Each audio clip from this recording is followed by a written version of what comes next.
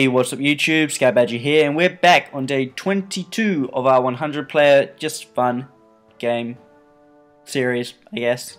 So as we can see in the newspaper, we are 5th on the index of nations, so we're the 5th biggest player in the game, and we're gonna rise, definitely, because this guy up here is coming down fast. This guy down here in 4th place, Beef Bygar, interesting name, is coming down soon, not quite as fast, and then King Kong is already ahead of me and he's going to continue rising, and the North American players, so you're Quebec, New England, they have to split South America 4 ways, so I doubt they'll raise enough to catch me. So we're in a pretty good position as stands. So in terms of largest economy, we're actually doing pretty well. Now, although we are 5th, we do have the 3rd largest, and that makes sense. North Argentina, although he is bigger than me by a little bit, he's captured all that land very recently, so the morale is incredibly low, and will be very hard for him to uphold production in that area, at least to a high standard like I can. I've also been investing heavily in my economy, so that's another reason why mine might be higher than his. Now, why ours is higher than this guy? Sichuan, if that's how you pronounce it. Pronunciation is not my thing. The reason his is lower than mine is the exact same reason. He's controls all this land up here and all this land up here as well, and holding the morale in these areas, especially where there's been fighting recently, and I'll show you, is actually pretty hard. So what that means is, due to the fact morale is low in these areas, so is their production. So high morale, high production, and that's one of the only reasons why we're able to keep up. You notice all the players that are on top have all their land concentrated in one area. So with King Kongo, he has all his land concentrated in Europe, and then he's very recently expanded down here, but this makes up for only a fraction of his economic output. South Africa, who's first and winning the game currently, controls all of this land down here, and as we can imagine, controlling that is a piece of cake. So that is how it works. And of course me, I've got New Zealand, most of Australia, and quite a lot of these islands up in here. As we can see, now a bit of China. So this is what's changed since last time. Last time I left off, as far as I was aware, I had said that I would attack somewhere, but I wasn't sure where. So as you can see, my troops are marching through national China, who's now inactive, at a relatively fast pace. I have split them up into smaller groups because I don't expect them to meet much resistance at all. Sichuan, who was the biggest player in the game, has basically given up at this point. Seeing his major ally go inactive, he's, really just given up. Gave up really easily, and considering his allies in the west are being overran, Pakistan is on his way out, and South India is retreating to his own territory. I don't see these guys lasting too long, but there is a lot of territory in here that is going to have to be cleaned up.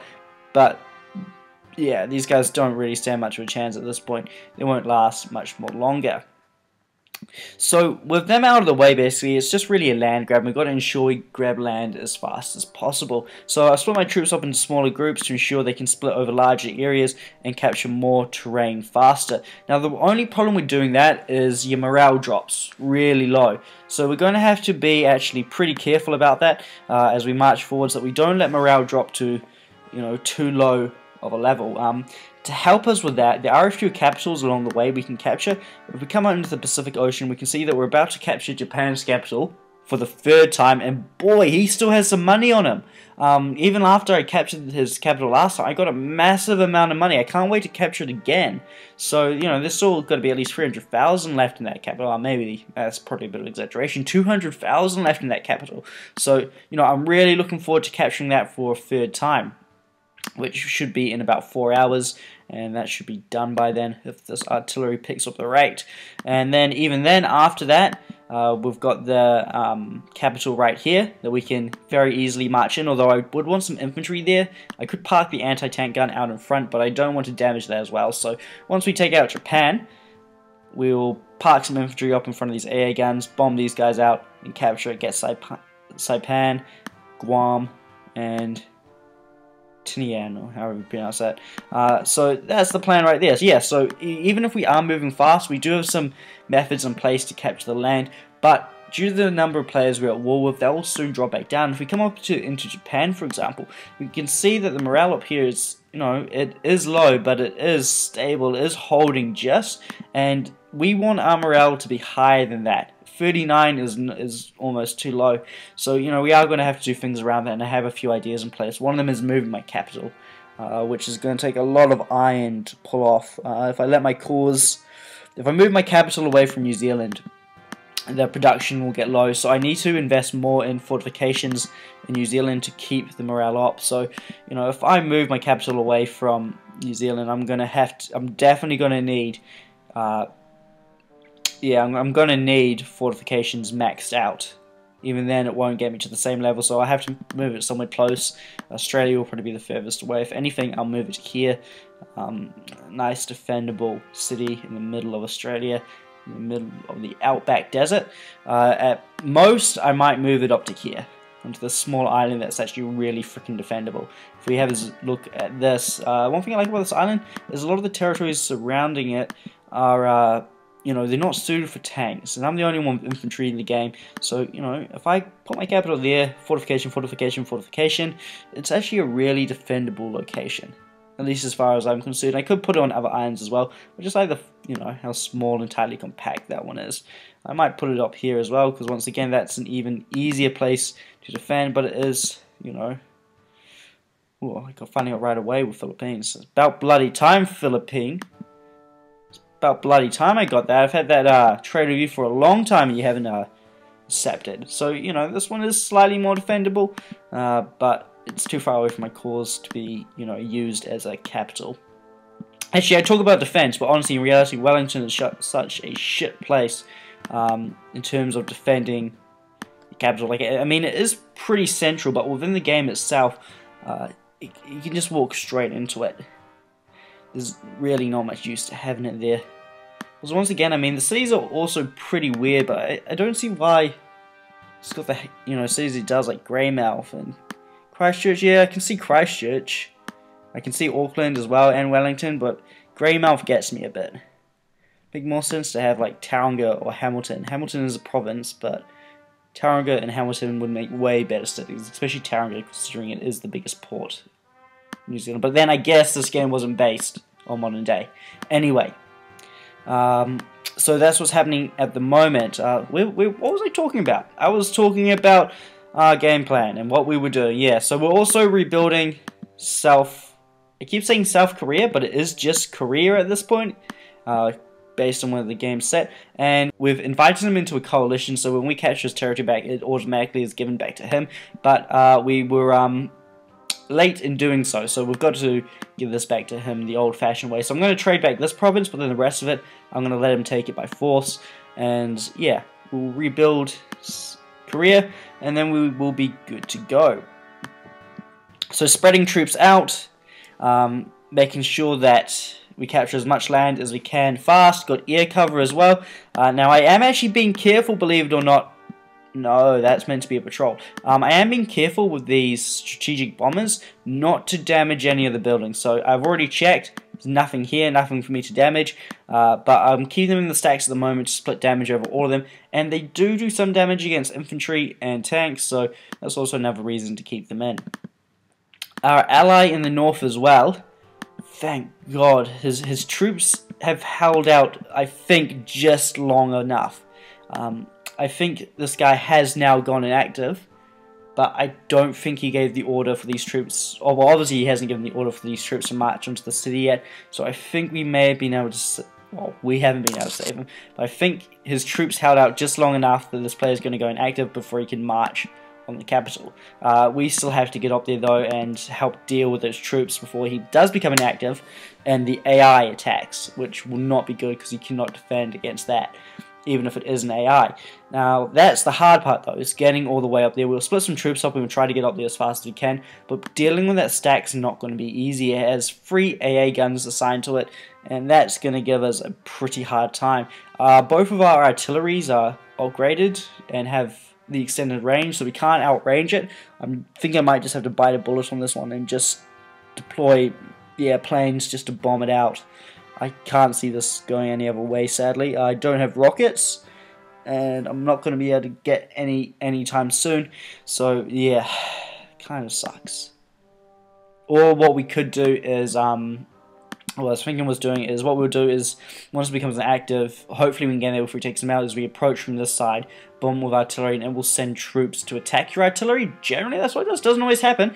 And then what we can do is we can retreat and just slowly bomb it out, bomb it out, bomb it out, do the old shoot and scoot, and then come back in and take another chunk and then keep doing it like that. But just gotta be careful. Or we could just let him die and just rebuild him like we are doing with Korea. I mean, that works too, but I mean, where's the fun in that? So we've talked about our war plan in the moment and what we're doing with all of our troops, so let's move on to our economy. At the moment, we're spending a massive amount of resources upgrading our economy and really getting it into a position where we can start really pumping units out. You'll notice that I've got my oil up to just under 400 an hour, and that is great. That is where it needs to be, and that is where it needs to stay.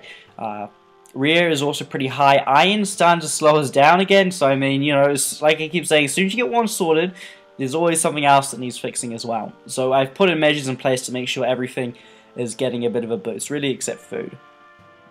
But food's okay until I start using barracks. So as we can see here, we are investing in building a lot of infrastructure in rear producing provinces, iron producing provinces, and oil producing provinces. So, you know, we're spending a lot on everything. Everything is getting a boost, and we really want to, you know, get that rockstar economy. We want to be able to produce heaps of troops, make heaps of buildings, and really make the most of having a massive economy. So you'll notice at the moment, I'm only actually producing one unit.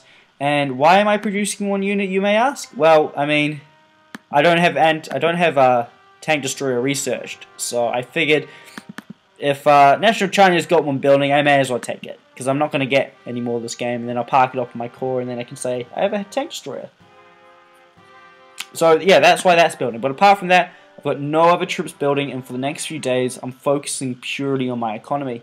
In the build queue, we don't actually necessarily have too much. In fact, I'm going to go through later on, and I'm going to line up a lot more fortification upgrades, and just really get things going. I'd like to get iron production up to 2, like as you can see, it's already jumped. Oh, there it goes again. Yeah, it's updating all the time. So that must mean that another upgrade just started. So we have a look in the build queue. Yeah, might be Hobart. That one. Either way, one of them, something just got started and just got kicked off in the build queue, which is good to see. So keep that going, keep our economy rising. I want to get metal production up to 2,000 an hour. I want to get goods up to 2,000 an hour. I want to get oil up to 400, but I mean, it's nearly there. And by the time we finish upgrading our core oil producing province, so if we come down to that in here, we can see that, you know, that alone should be able to get us there with another 2,000. So, you know, we should definitely be able to get there. We've got 2 more upgrades we can put on the industrial complex, and then I don't really want to turn that off. I kind of need that. That one port there alone is like allowing me. Come on, get back on. It's always just like, anyway, we'll fix that now. I'll show you what I was looking at. So this is what I was talking about. So I mean, if we can upgrade this up to max, we can get, you know, an extra 25% out of that oil producing province, and that will really allow us to strengthen our economy and really pump up the amount of oil we're pumping out. So yeah, this is that happening. But I mean, all around, everything's getting an upgrade. The reason we're spending so much on rear is so we can start producing industrial complexes daily, so we can really start smashing them out and giving ourselves heaps of options. My goal is to really maximize my economy over the next few days, because in the coming days we're going to have a lot of big battles, especially as we end up fighting our friends and our allies for the remaining spots. So let's just go around the world and have a look at what everyone else is up to. We've covered, you know, a fair bit of Asia. So if you couldn't see my territory before, which I thought was pretty obvious, I mean, it's pretty easy to see. You can now, so you can see it there. So we covered what's happening in the Middle East. This is pretty much all over. Libya has moved in and has pretty much kicked South India out of the region, and Pakistan, so, you know, he's done a good job of that. In Africa, we can see that not much is happening still. I'm surprised these 2 AIs are still in the game. They don't generally last as long. Like, I mean, if I was Spain, I would have jumped in there by now and I would have taken them out, because that there is 100, you know, victory points worth of land, and I mean, some bloody good oil production there, especially from French Sudan. Like, you could get a lot out of that. That could really boost you up a bit if you captured these two. But anyway, they are busy elsewhere. So we come up into Europe. We can see that Spain and Italy are taking out Finland at the moment. Finland hadn't been opt too much this game. He'd spent most of the game fighting Finland, I believe. Sweden. So, yeah. Yeah. So Finland spent a lot of the game fighting Finland. So if we come up into Europe, we can see that Spain and Italy are taking out Finland at the moment. Finland hasn't done too much this game, and he spent most of his game taking out Sweden, and he was barely able to accomplish this before Spain and Italy turned up to take him out. Now, they took him out because what was happening is they were really worried, especially when you know, the Asian players were incredibly active, that what they do is they just push through here, down into these territories here, then push down on top of them and, you know, outflank them. As we can see here, it's still possible that that may happen. If we have a look at it, it appears as though India has some... Why militia? I don't get it. I don't get why people build it. It's cheap, and it, you know, you can make it and train it really fast, but it isn't really that useful for anything other than dying in cannon fodder. I don't know. I don't get it. Oh yeah, look at that. Just sink it now while it's on the water. Anyway, not much more happening in Africa and in Europe, but if we come across into South America, we can see that Venezuela is on the way out, and he is very nearly done. He holds very few cities left, and most of his troops have been destroyed. And in his place, Peru and North Argentina are picking up the fight, but I don't think it's going to go too well. If we have a look at their armies, well, at least North Argentina's armies, we can see that he doesn't have all that much anti-air. With some of his tanks, I'd expect to see a lot more than that. And okay, he does have a gun there, so let's get down there. He has 5 anti-air guns. He could definitely do with quite a bit more, and also militia, of all things. So if we have a look right here, he's about to march into this stack up here that is in a very defensible position. All of his troops are heading up that way. He's gonna lose. Like, how do you beat that? Especially with no tank destroyers or very little infantry. Like, I mean, he does have a fair bit of infantry in that stack, I guess, so he could do okay, but he needs something to deal with the armor, and considering he has no air, yeah, it'd be pretty hard. Peru also looks as though he's got some interceptors up patrolling, but yeah, he's going to struggle to take down that many aircraft. He's going to take a bit of a beating. I'd pull those back, group up more, and try to go at it again if I was him. So there's not really all that much else happening in South America. Obviously, the North Americans are pushing down and taking them out, and like I said earlier, they're going to split this land 4 ways, but there's nothing really too much else to say. I even think North Mexico is getting in on the action. I'm pretty sure he has some troops down here as well. Yeah, he's got some troops there, the border. So that's what's happening there at the moment. Thank you for watching, and I will see you in the next episode when hopefully we're a little bit bigger.